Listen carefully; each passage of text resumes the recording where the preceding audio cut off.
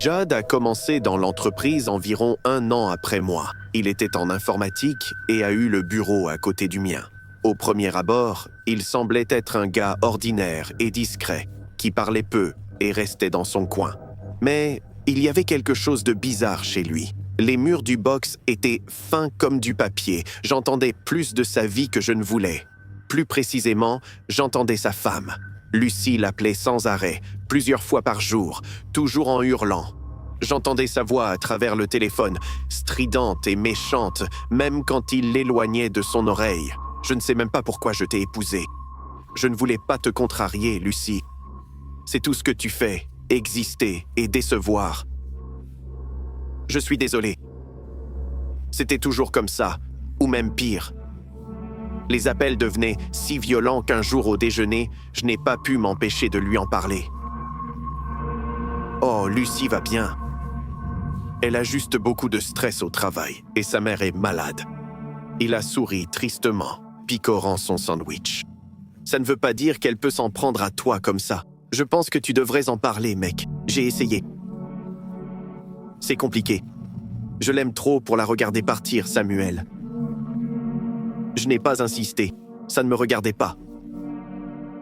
Mais les appels ont empiré.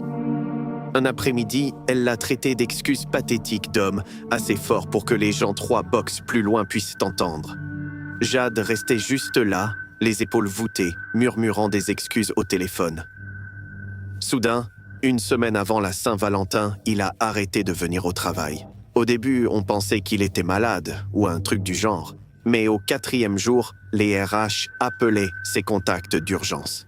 Finalement, après presque 1 semaine, il est entré au bureau, ressemblant à un fantôme de lui-même. J'ai failli ne pas le reconnaître. Ses cheveux étaient gras et en bataille, avec des cernes sous les yeux comme des bleus. Ses vêtements étaient froissés et sa chemise mal boutonnée. Il avait l'air d'avoir vieilli de 10 ans en 5 jours. Je lui ai demandé si ça allait quand il s'est assis à son bureau. Il s'est excusé de ne pas avoir appelé et m'a dit que sa femme l'avait quitté. On s'est disputé.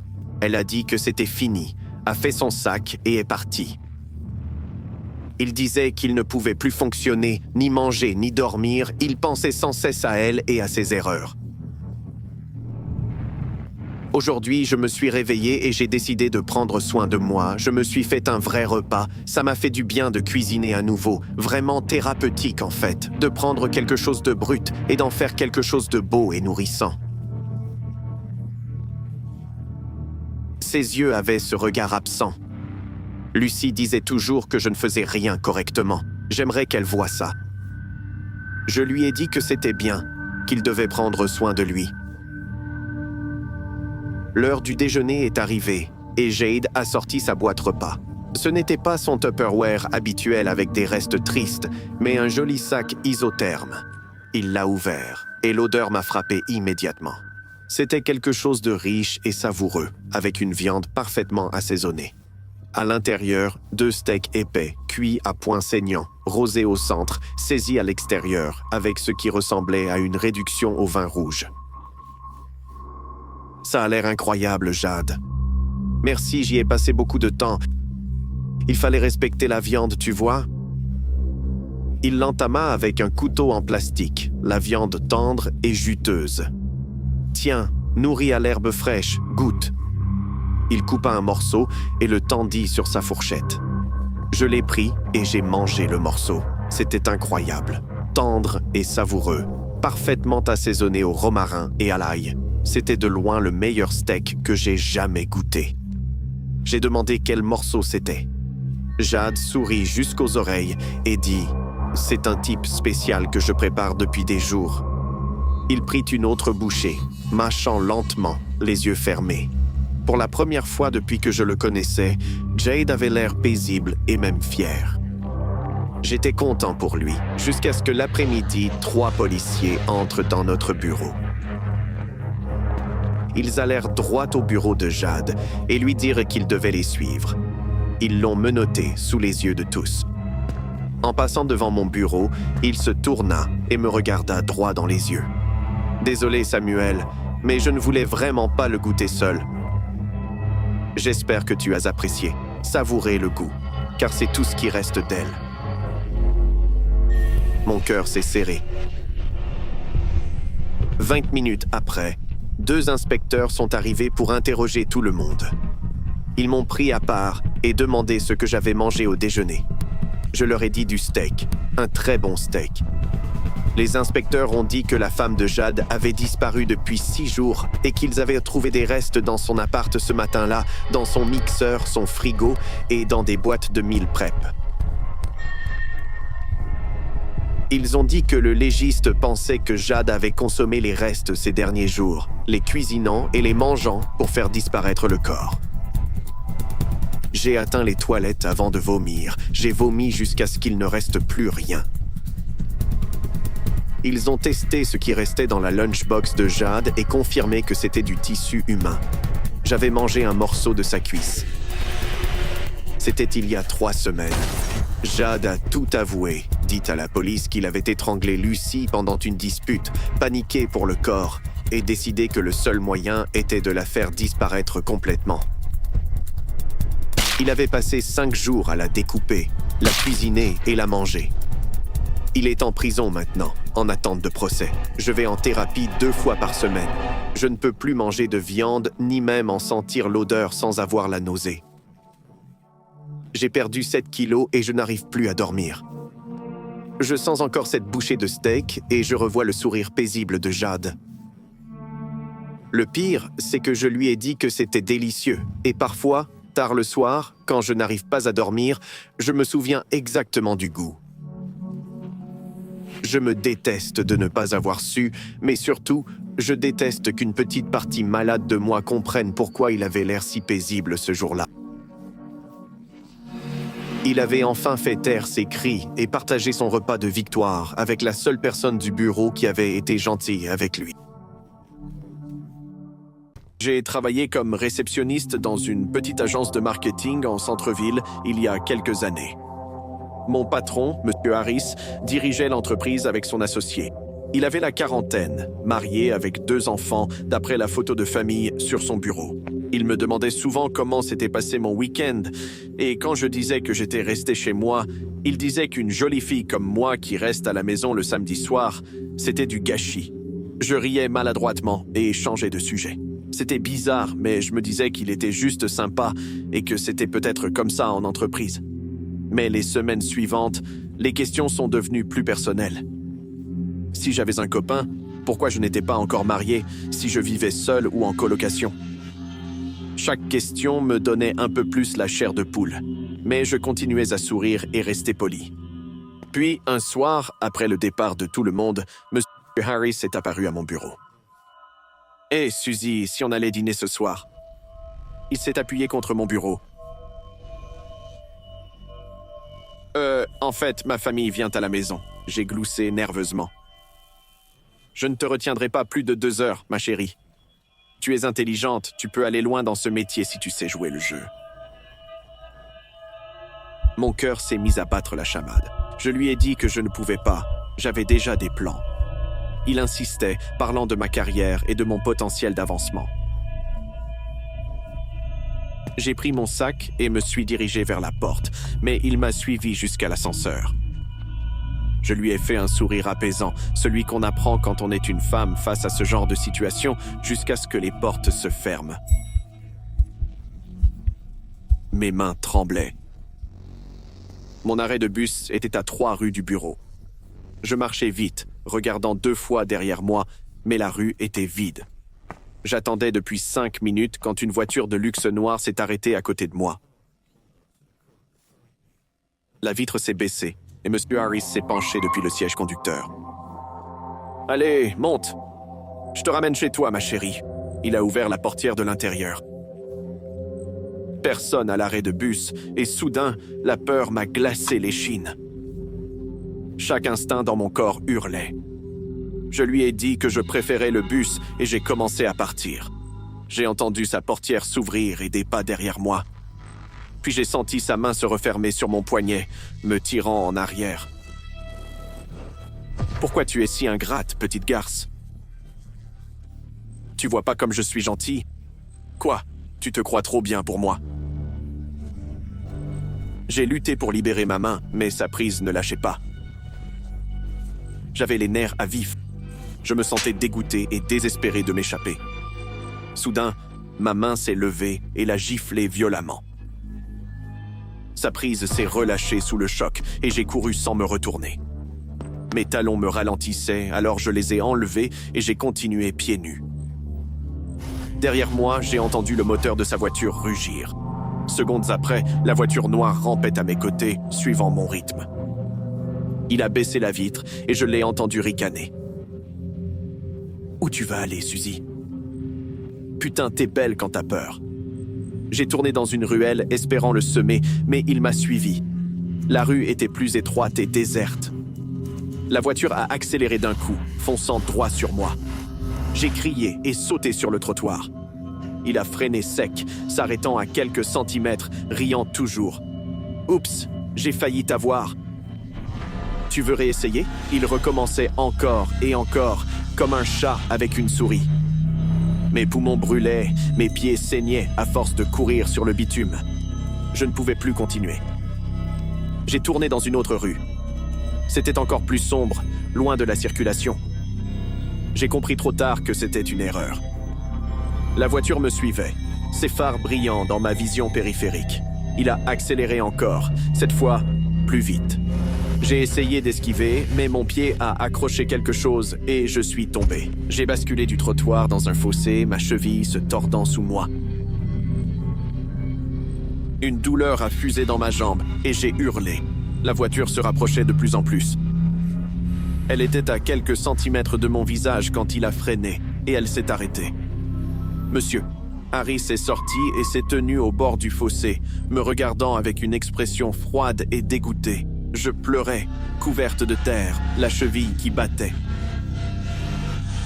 « S'il te plaît, je l'ai supplié. » Il s'est approché, s'est agenouillé et a attrapé mon menton d'une poigne douloureuse. « Tu te crois spécial, hein? Tu penses pouvoir rejeter les hommes sans conséquence? La prochaine fois qu'un homme t'offre plus que tu mérites, souviens-toi de ça. Souviens-toi comme il était facile pour nous de te briser. Compris? » Il m'a craché au visage, s'est levé, est remonté dans sa voiture et est parti. Je suis resté dans ce fossé pendant 20 minutes avant de pouvoir bouger. Finalement, une femme qui promenait son chien m'a trouvé et a appelé le 911. Les ambulanciers ont examiné ma cheville. Elle était gravement foulée, mais pas cassée. La police a pris ma déposition, mais je voyais bien qu'ils s'en fichaient. Ils m'ont demandé s'ils m'avaient agressé ou touché de manière inappropriée. Quand j'ai dit qu'ils m'avaient attrapé le poignet et poursuivi, ils ont dit que ça ressemblait à un malentendu. Je devais trouver un autre boulot pour éviter ça. Je ne suis jamais retourné à ce bureau. Je n'ai même pas récupéré mon dernier salaire. Pendant des semaines, j'ai eu peur qu'ils me retrouvent. J'ai changé de bus, pris d'autres rues et regardé sans cesse derrière moi. Chaque voiture noire me faisait battre le cœur. Il n'est jamais venu, mais la peur est restée. J'ai 21 ans et j'ai compris que les prédateurs ne ressemblent pas toujours à des monstres. Parfois, ils ont l'air d'hommes d'affaires avec des photos de famille sur leur bureau et ils rient en vous traquant. Je travaillais comme aide-soignant dans une maison de retraite. S'occuper des personnes âgées peut être épuisant et triste à la fois. Les voir sur leur lit de mort, demandant des nouvelles de leur famille qui viennent rarement, me brisait le cœur. Mon chef me disait souvent de ne pas trop m'attacher aux patients car ça pouvait faire mal, mais j'ai toujours été quelqu'un de sensible. Un jour, une nouvelle patiente nommée Diane est arrivée dans notre établissement. Elle souffrait de démence et avait déjà 75 ans. Chaque patient, surtout les plus fragiles, a des soignants spécialisés dans leur domaine, et c'est comme ça que j'ai rencontré Miles. Il était responsable principal et avait une personnalité plutôt bizarre. D'abord, il avait un physique particulier, pas très agréable à voir, et les autres employés l'évitaient un peu. J'ai entendu qu'il était très dur et strict avec les nouveaux. Comme j'étais la nouvelle dans l'équipe, j'étais déjà nerveuse, et quand on m'a assigné à travailler sous Miles, j'ai failli faire dans ma culotte. Avant l'arrivée de Diane, Miles m'a convoqué dans son bureau. « Puis-je entrer, monsieur ?» Ne me fais pas perdre mon temps, idiote. Entre, c'est tout. Je suis entré. Miles m'a examiné de la tête aux pieds et ça m'a donné des frissons. Ses yeux grands ouverts rendaient le contact visuel très bizarre avec lui. Alors c'est toi la nouvelle? Oui, monsieur. Eh bien, au moins tu es agréable à regarder. J'ai saisi le sous-entendu, mais étant nouvelle dans ce poste, j'ai gardé le silence. Ce n'était rien de nouveau pour moi en tant que femme, alors je l'ai ignoré. Miles m'a remis le dossier médical de Diane et m'a expliqué mes tâches quotidiennes. D'après ce que j'ai compris, il allait rester dans son bureau à se détendre et je ferais le travail de 2 personnes. J'étais payé à la fin de la journée, donc ça ne me dérangeait pas. Diane était très gentille et probablement la patiente la plus facile à gérer. Elle ne faisait pas de crise, car elle se souvenait à peine de ce qu'elle voulait. Je la réveillais puis lui préparais un bain. Je la nourrissais et lui lisais des histoires pour qu'elle puisse s'endormir. Elle ne se souvenait pas de mon nom, mais en 1 semaine, elle a reconnu mon visage. Un jour, pendant que je la baignais, j'ai vu des bleus sur ses poignets. Ça m'inquiétait car j'étais sûr qu'elle n'aurait pas pu se les faire elle-même. J'ai pensé en parler à Miles avant d'aller voir le superviseur principal. En entrant dans son bureau, je l'ai vu assis près de Rita, une soignante, lui souriant bizarrement. En voyant Rita passer de la peur au soulagement, j'ai compris ce qui se passait. Miles la mettait mal à l'aise comme il le fait avec toutes les filles. Que veux-tu? Tu ne peux pas frapper?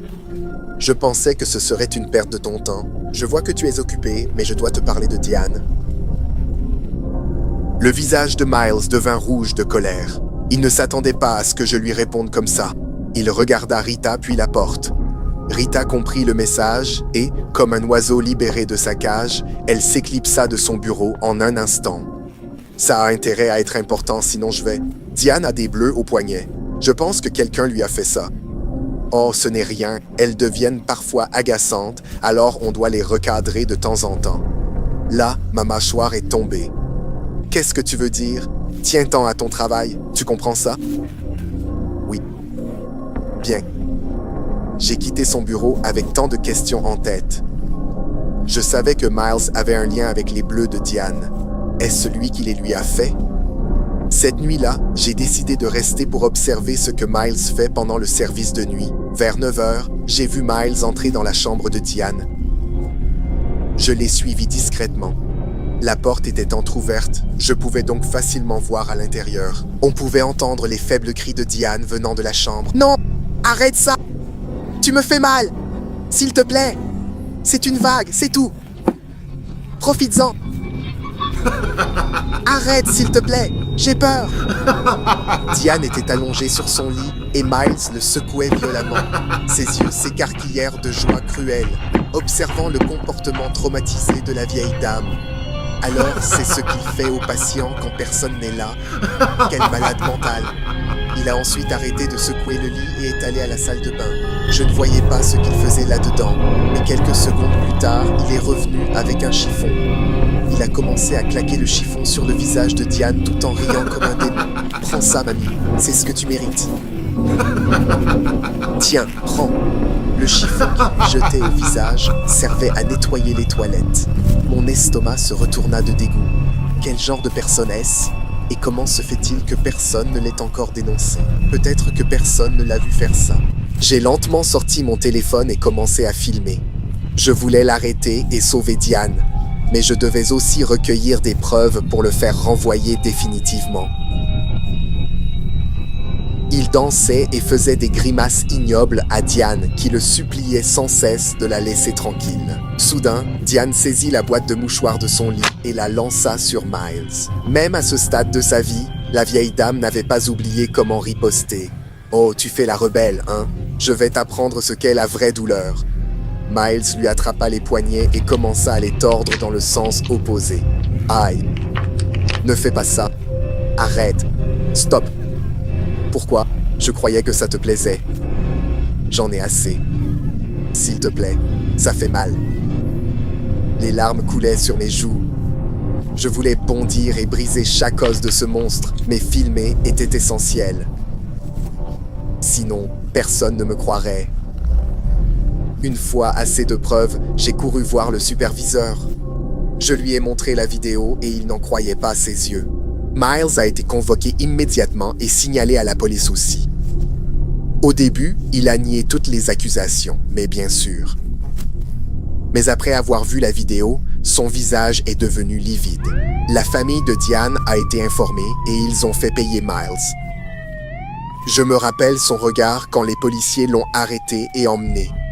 Il semblait déterminé à ruiner ma vie, il lui fallait juste l'occasion. Je ne l'ai jamais revu et franchement, j'ai tant de haine pour ce monstre que mon sang bout rien qu'en y pensant.